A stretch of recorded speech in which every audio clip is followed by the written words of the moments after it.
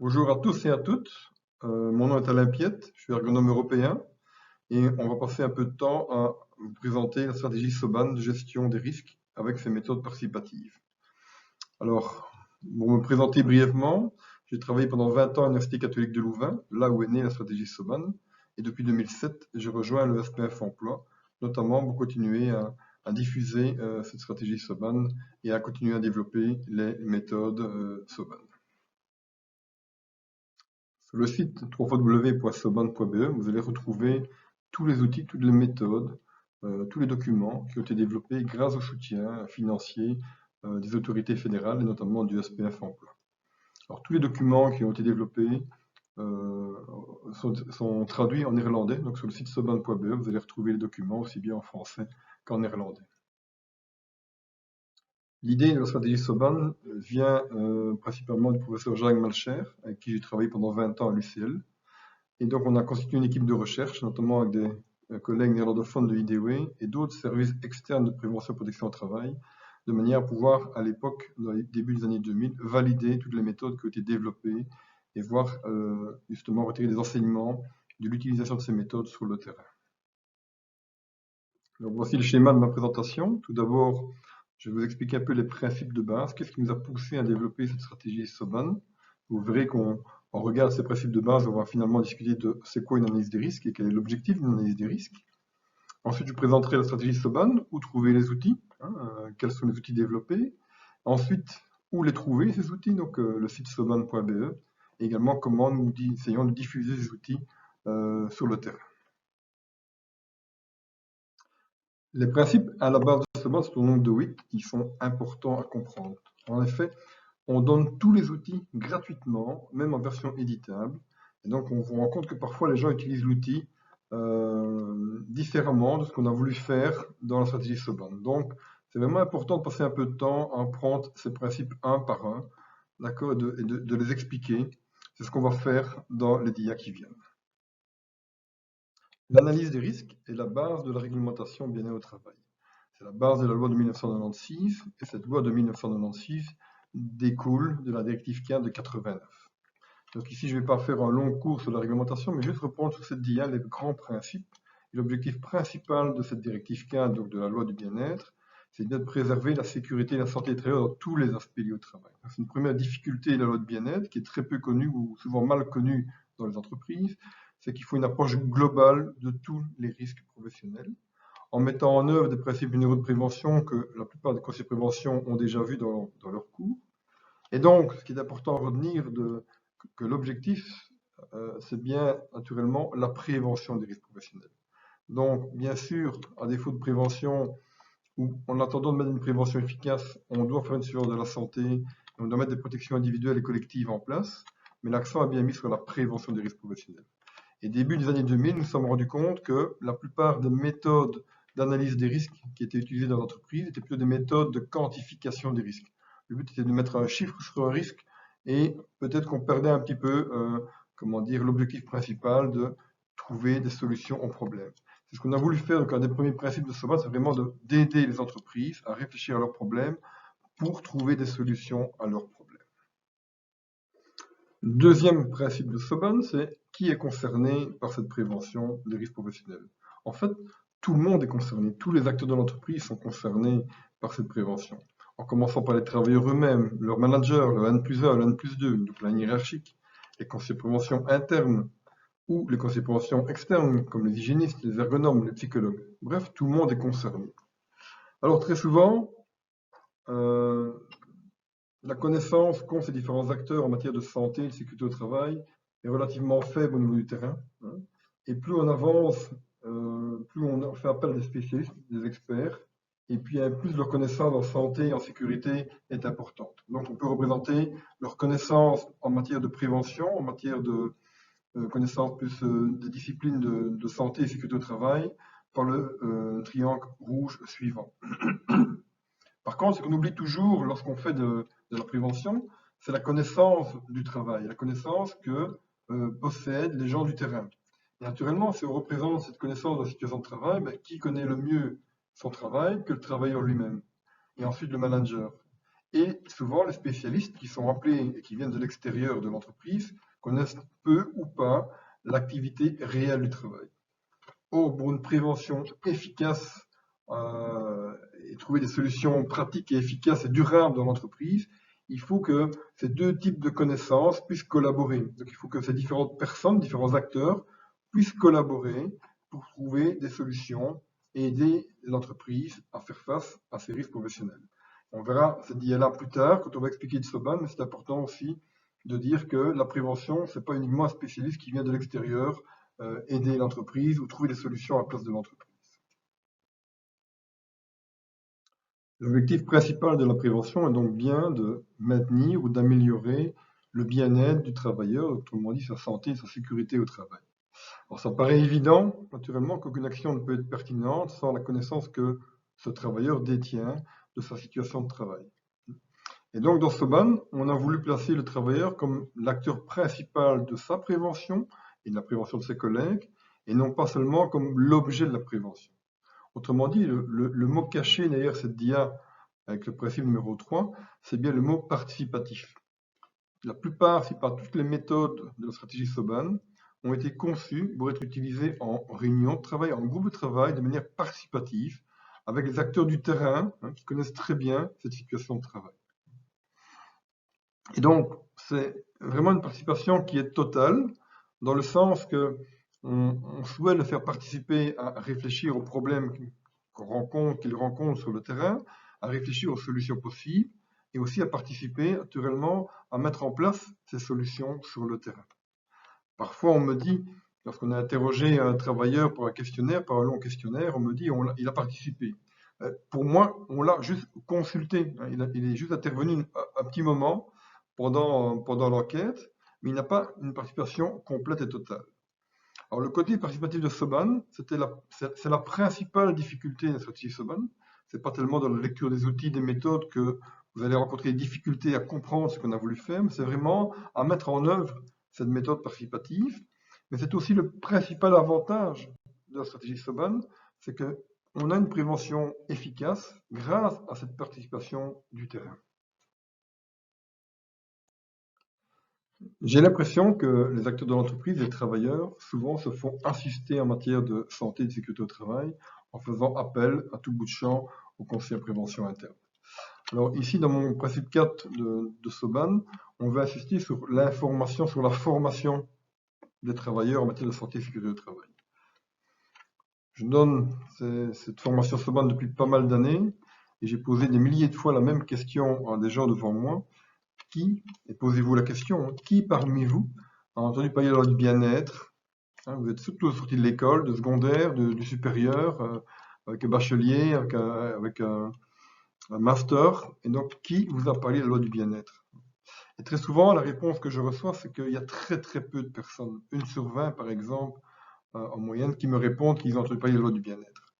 Donc je pense que si l'analyse des risques est très peu faite dans les entreprises en Belgique, surtout dans les petites et les moyennes entreprises, c'est pas parce que les employeurs ou les responsables d'associations ne sont pas sensibilisés à la prévention ou à la santé et sécurité de leurs travailleurs, c'est souvent par méconnaissance de la réglementation, par méconnaissance des risques professionnels et de la prévention.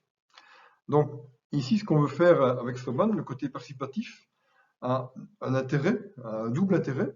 Donc au départ, on a les problèmes du terrain qui remontent autour de la table et on peut essayer de trouver des solutions pratiques, pragmatiques et efficaces par rapport aux problèmes réels rencontrés sur le terrain. Mais on s'est rendu compte que via les réunions, il y a un message qui passe vers les travailleurs et on peut les sensibiliser à des risques qui sont peut-être moins visibles, comme les risques incendie par exemple, ou les risques d'exposition à de l'amiante, ou sont des risques qui ne se sentent pas, qui ne se voient pas, et pour lesquels il faut une certaine formation pour pouvoir s'en occuper. Et donc, c'est pas le premier jour, c'est pas en une fois, c'est pas en une réunion qu'on va y arriver, mais en répétant régulièrement des réunions participatives, on veut augmenter, plus sensibiliser et plus informer les travailleurs sur les risques professionnels. Et donc, ce qu'on veut arriver à faire, c'est un petit peu comme le slogan des îles de paix, c'est donner un poisson un jour à une personne, il mangera un jour, apprenez-lui à pêcher, il mangera toute sa vie. Ben, on essaye de prendre le même principe ici en essayant, pour ce côté participatif, d'impliquer plus en plus les acteurs du terrain. Le point suivant est un point très important. Euh, En fait, si on regarde un tout petit peu, si on se met à la place d'un travailleur, il est possible que dans une grosse entreprise, un travailleur a vu passer parfois un médecin du travail qui est venu faire un inventaire des produits chimiques dangereux, par exemple, un ergonome qui est venu vérifier sa position au travail, un ingénieur sécurité qui est venu mesurer les vibrations, par exemple, hein, ou faire des conseils en matière de sécurité.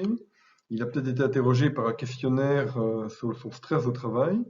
Et finalement, quand on se met à la place du travailleur, il a vu passer des gens à différents moments, hein, au cours d'un an, 2 ans, à X mois d'intervalle, qui sont venus s'occuper de sa santé et de sa sécurité. Et souvent, les gens qui interviennent ne savent pas qu'il y a un autre patient qui est venu avant ou qui va venir après pour s'occuper d'un autre problème. Alors oui, le travailleur, lui, quand il travaille, son activité de travail, il n'est pas exposé une fois à du stress au travail, une fois à des problèmes de bruit, une fois à des problèmes de vibration, une fois à des problèmes avec les produits chimiques dangereux. En fait, il est exposé, donc il y a une activité de travail, il est exposé à tous ces risques en même temps. Et on sait qu'il y a des liens évidents entre tous ces risques professionnels, entre tous ces dangers. Donc c'est important vraiment de prendre en considération l'ensemble des problèmes, hein. Par exemple, on sait que le bruit va influencer les relations de travail. Si vous travaillez dans un open space, souvent la première gêne qui est citée par les travailleurs, c'est le bruit. Ce ne sont pas des bruits qui vont rendre sourds les travailleurs, c'est des bruits qui vont créer de l'inconfort, qui vont empêcher de se concentrer, qui vont énerver, qui vont créer des problèmes de confidentialité, et ainsi de suite. Donc, le bruit va influencer plutôt les relations de travail, plutôt influencer les risques psychosociaux. Quand on regarde les principaux problèmes que rencontrent les entreprises à l'heure actuelle, et qui ont un coût pour les travailleurs, mais qui ont un coût économique important pour les entreprises, c'est d'une part les troubles musculo-squelettiques, donc les maux de dos, les tendinites, les canaux carpiens, et d'autre part les risques psychosociaux. Et si on regarde les facteurs qui sont à l'origine de ces deux gros problèmes, si on regarde les troubles musculo-squelettiques, forcément c'est le poids de la charge, mais c'est la position avec laquelle on va porter la charge, c'est le déplacement avec la charge, c'est la répétition de ces manutentions de charge, c'est aussi rester statique, assis ou debout pendant de longues heures à son poste de travail, c'est conduire un camion, un pont roulant, un chariot élévateur qui vont générer des vibrations qui vont aussi aggraver le problème au niveau du dos. Donc autrement dit, il y a beaucoup de facteurs qui vont intervenir, qui vont être à l'origine de ces troubles musculo-squelettiques. Pareil pour les risques psychosociaux, on peut répertorier, des scientifiques ont répertorié 80, 90, 100, 120 facteurs psychosociaux qui vont s'influencer l'un l'autre d'ailleurs et qui peuvent être responsables de risques psychosociaux. Dans la réglementation bien au travail, depuis 2014, on a essayé de les regrouper en 5 grandes catégories. Hein, ça, vous verrez ça dans un autre cours sur les risques psychosociaux. Mais on sait qu'il y a des rapports évidents entre tous ces facteurs psychosociaux. Et on sait par exemple que les risques psychosociaux vont aussi influencer la survenue de troubles musculo-squelettiques.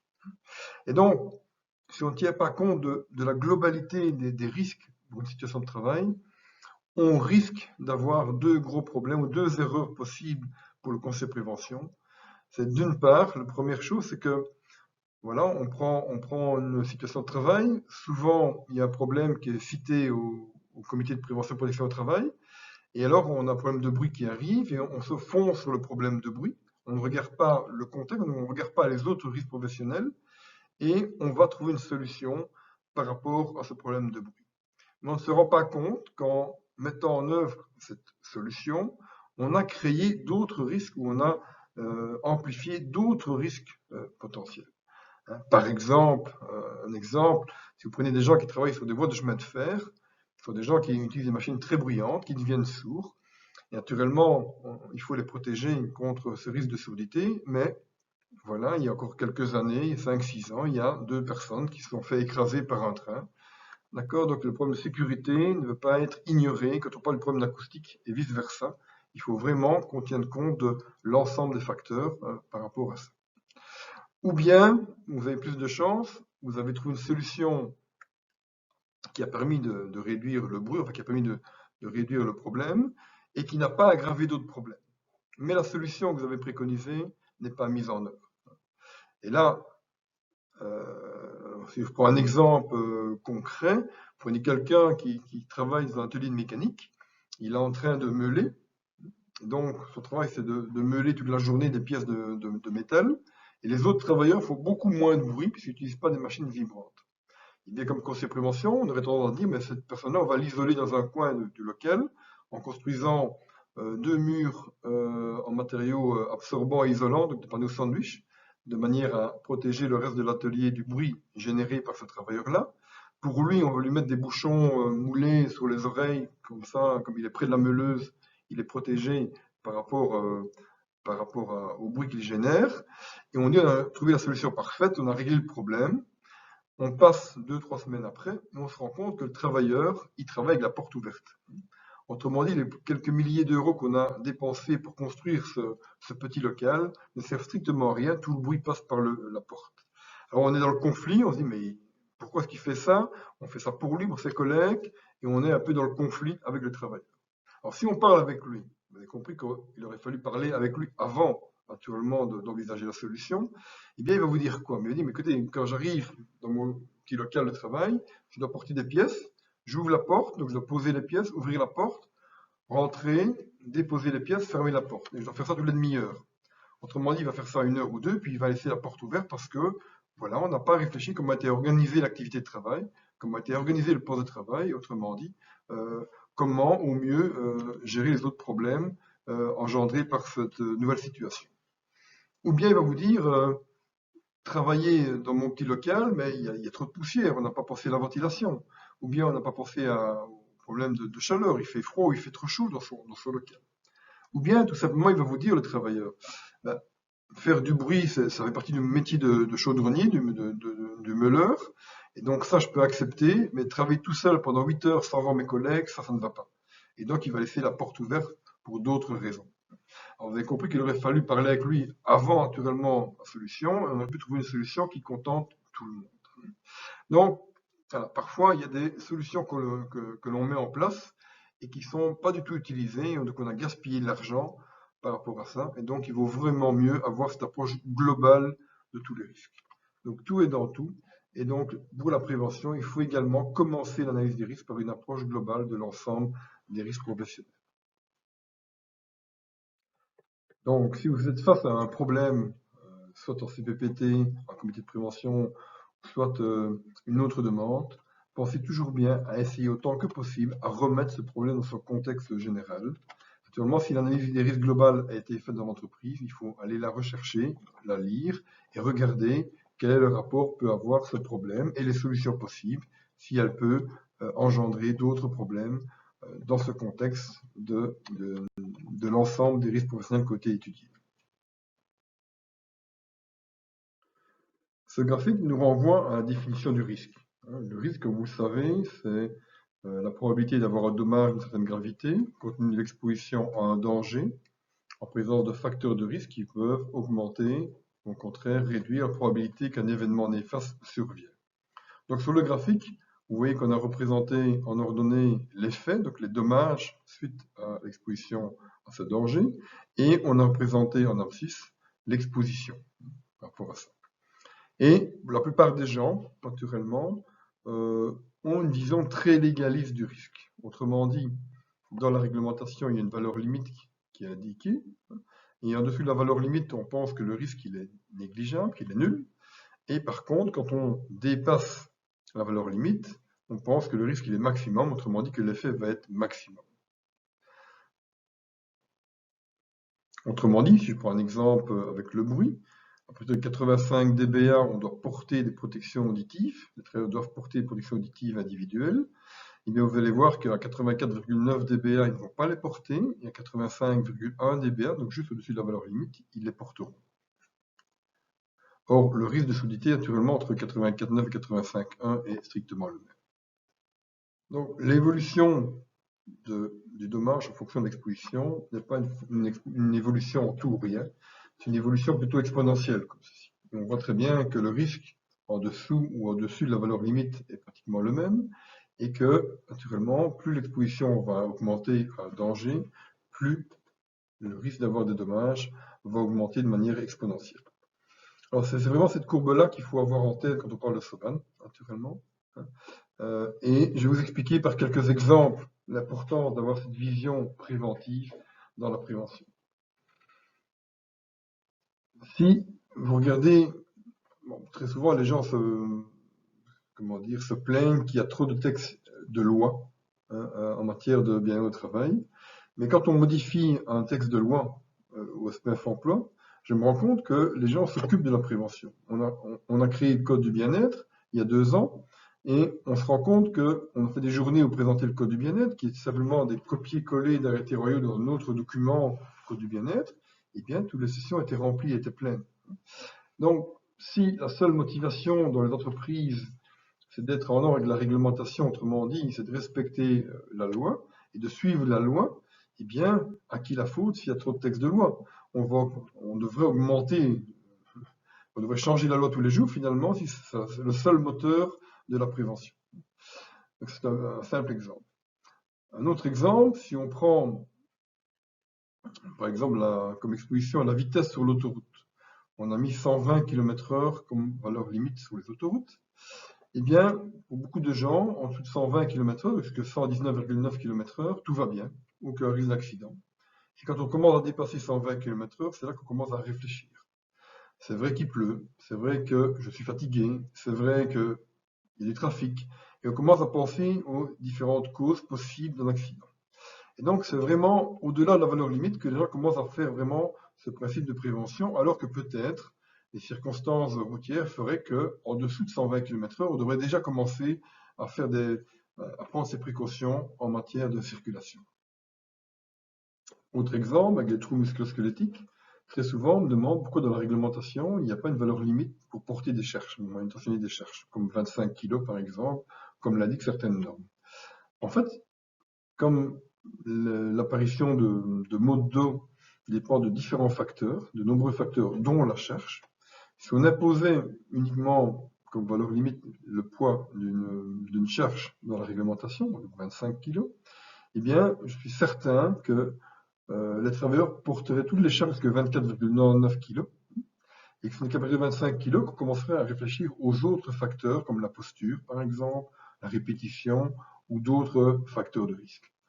Et donc, dans cet exemple, on voit qu'il est très compliqué de mettre une valeur limite qui tient compte d'un ensemble de facteurs de risque, tels les facteurs de risque qui sont responsables des maux de dos, par exemple. Il y en a de même pour les risques psychosociaux. Jamais on ne trouvera une valeur limite pour les risques psychosociaux.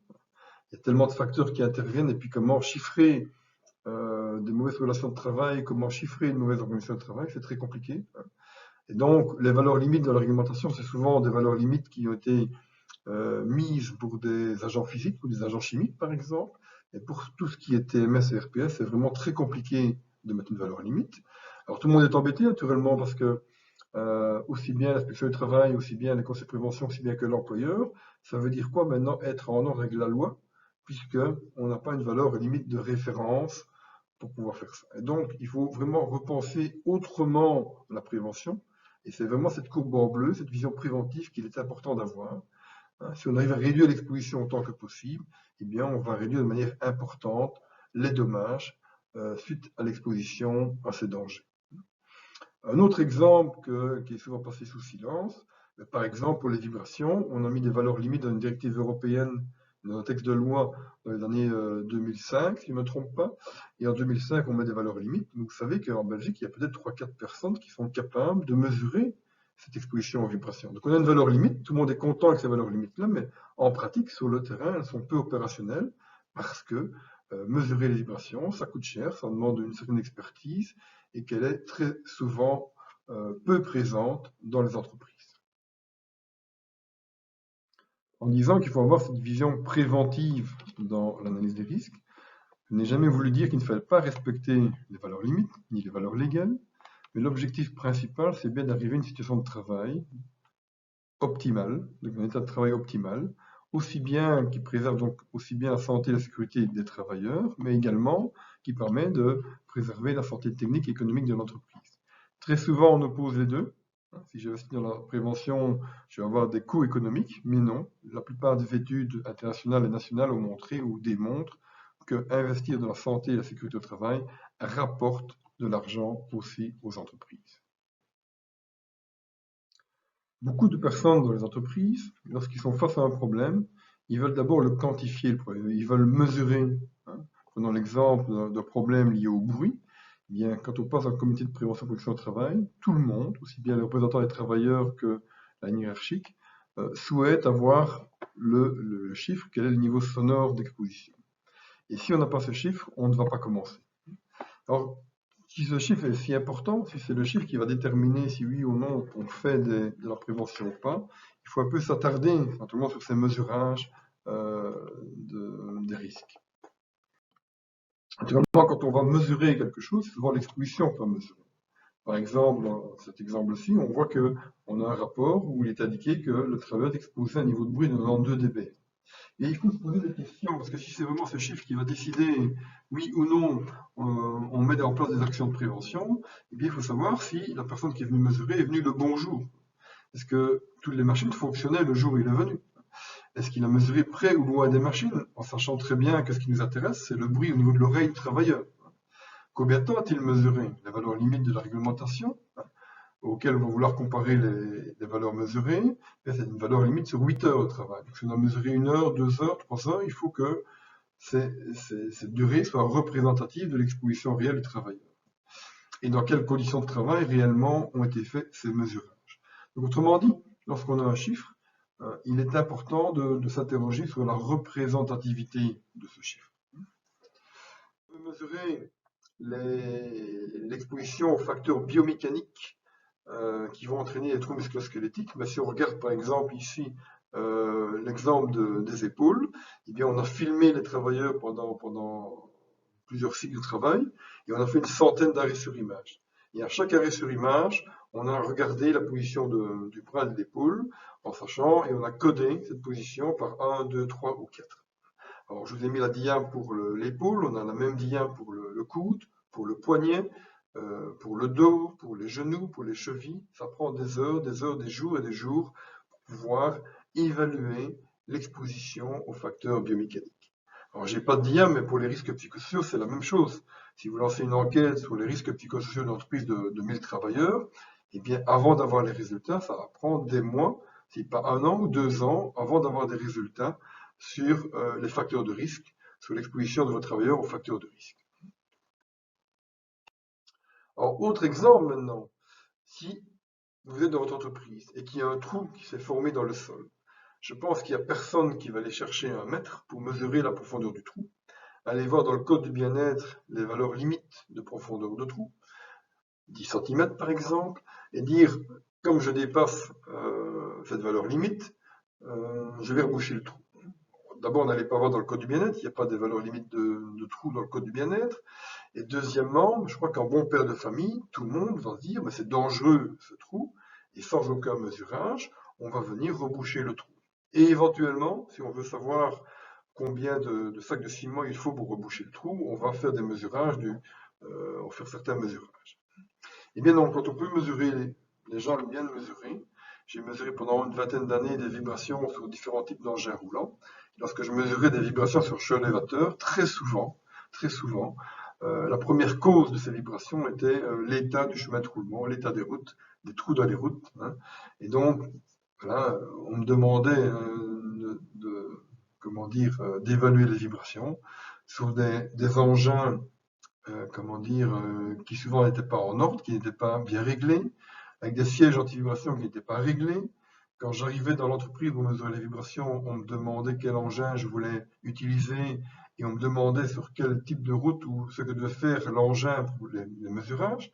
Ce qui veut dire que toutes ces questions, ça voulait dire que personne en interne n'a vraiment réfléchi à la demande des vibrations. On a demandé à un expert de venir mesurer les vibrations et on le met devant le fait accompli.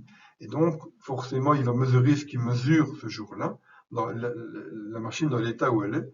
Et c'est après, quand on aura le rapport, c'est après, comme dans les résultats, que les personnes qui ont demandé les mesurages vont commencer seulement à réfléchir par rapport à leur demande. Donc, dans la stratégie SOBAN, on ne commence pas les interventions par des mesurages.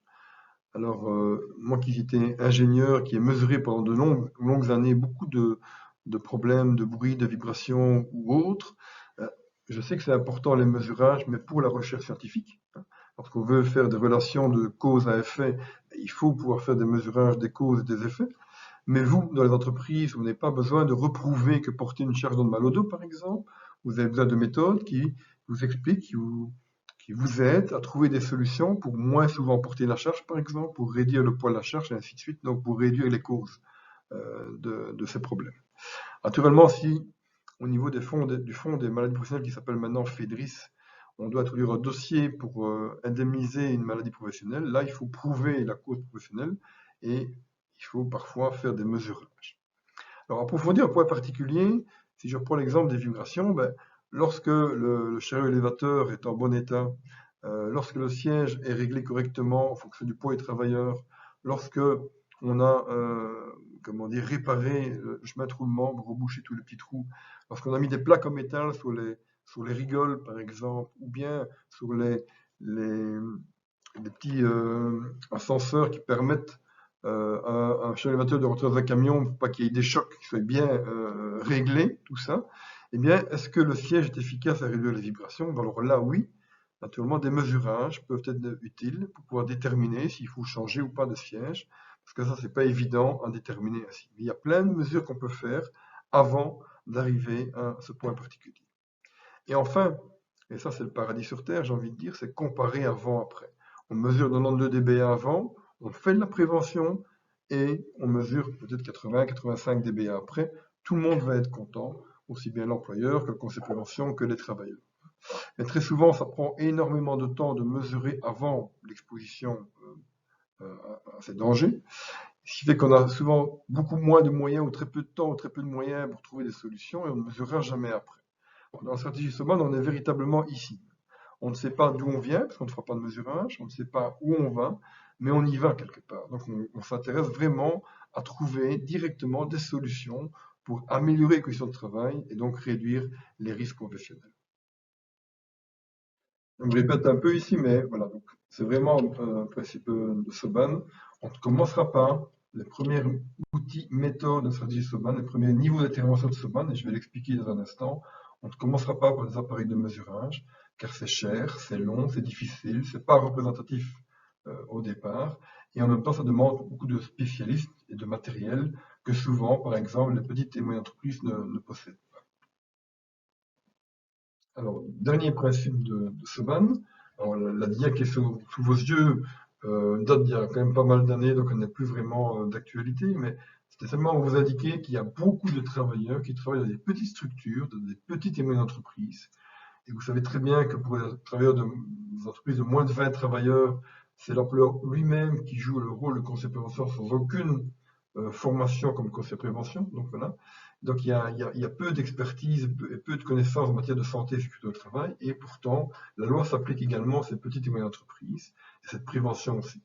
Donc un des objectifs aussi de ce BAN était de développer des méthodes qui soient applicables non seulement dans les grosses entreprises, mais aussi dans les petites et moyennes entreprises. C'est pour ça que vous trouverez des outils sectoriels, et je vais expliquer ça dans un instant, pour les boulangers, pour les bouchers, pour les garages, pour les salons de coiffure, donc vraiment des petites structures qui peuvent ainsi se prendre en charge et commencer à réfléchir à leurs problèmes. Alors ça reste compliqué d'aller dans les PME, hein, si depuis 15-20 ans, SOBAN est devenu la référence en matière de santé, en matière d'analyse des risques et en matière de méthodes de prévention. C'est surtout qu'elle s'est utilisée dans les grosses boîtes, parce qu'une grosse boîte, finalement, une grosse entreprise, c'est un ensemble de petites unités, de petits services. Et finalement, il faut aussi faire passer la prévention au sein de chaque unité, mais ça reste compliqué, même en 2020, ça reste compliqué de pouvoir aller dans les salons de coiffure, dans les boulangeries, dans les boucheries, dans les garages, ainsi de suite, pour pouvoir faire de la prévention.